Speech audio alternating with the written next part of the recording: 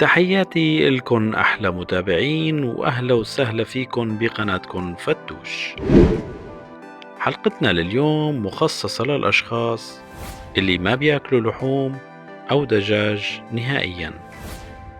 رح أقدم لكم اليوم وصفة لحم برجر مصنوع من الخضار، وهو من ابتكاري. حاولت أقرب فيه على قد ما قدرت لطعم اللحم البقري، وأنا متأكد إنه الطريقة رح تنال إعجابكم ورح تعجبكم كتير. بتمنى تحضروا الفيديو للأخير، وبدون ما أطول عليكم خلينا نبلش بعد الفاصل.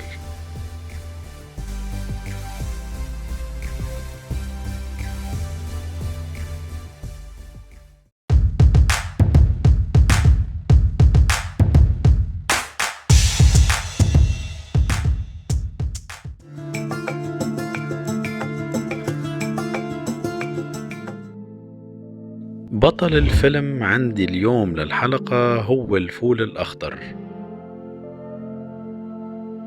خلينا نبلش الحلقة. أكشن!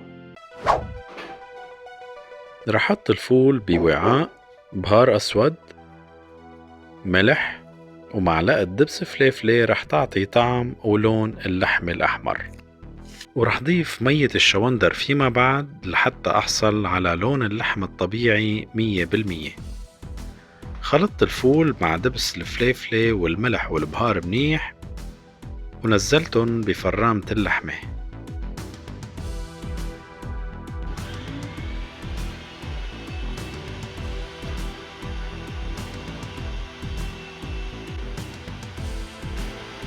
رح أدعك المزيج بشكل منيح، ورح ضيف عليهم مية الشوندر.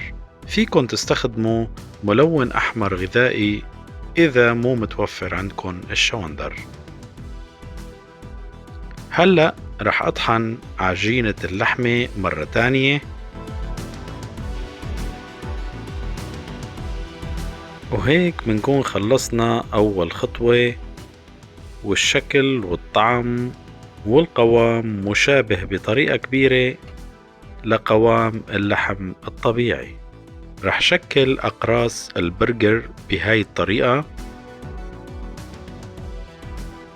وأنا عندي مكبس برجر رح استخدمه. أما أنتو إذا ما كان متوفر عندكن فيكن تستخدموا صحن عادي، ومن خلاله تشكلوا البرجر بشكل دائري. حطيت شوية زيت حتى ما يلزق معي البرجر، ورح باشر بعملية الضغط، والنتيجة مثل مو شايفين. قوام ولون البرجر كتير قريب للحم الطبيعي. رح دخلهم على الفريزر ليرتاحوا شوي، وبنفس الوقت يشتد قوامهم أكتر. بهذا الوقت رح حضر الخضرة. عندي خس وطماطم، فيكن تستخدموا أي مكونات تانية إذا بتحبوا. رح حمص خبز البرجر على النار حتى يكون كريسبي ويعطي لون ذهبي. رح شيل البرجر بهاي الطريقة حتى ما يكسر معي، ورح ضيف زيت واشوي البرجر على نار متوسطة.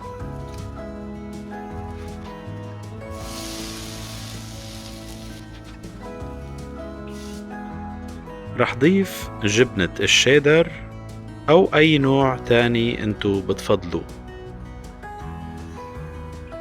ورح غطيهم. وهلأ بعد ما دابت الجبنة رح أشويها باللهب، وخلينا نروح لطريقة التقديم. عندي خبز البرجر، ورح ضيف الصوص والخس والبندورة أو الطماطم. ليه ما علمتم كيف نعمل الصوص؟ معك حق فيفو. خلينا نرجع الفيديو شوي. رح ضيف كاتشب ونفس المقدار مايونيز، ونفس الكمية كمان خردل. أنا بفضل الخردل الحب، طعمه أفضل وأقوى بكتير. رح حرك الصوص منيح، وهيك صار عندكن أطيب صوص برجر ممكن تاكلوه بحياتكن، وهو مناسب كمان لجميع أنواع البرجر. رح تابع عملية التقديم، ورح ضيف برجر الخضار مع الجبنة، وضيف معهم البطاطا المقلية أكيد. رح جرب البرجر التاني بنوع مختلف من الجبنة، وهو جبنة الحلوم.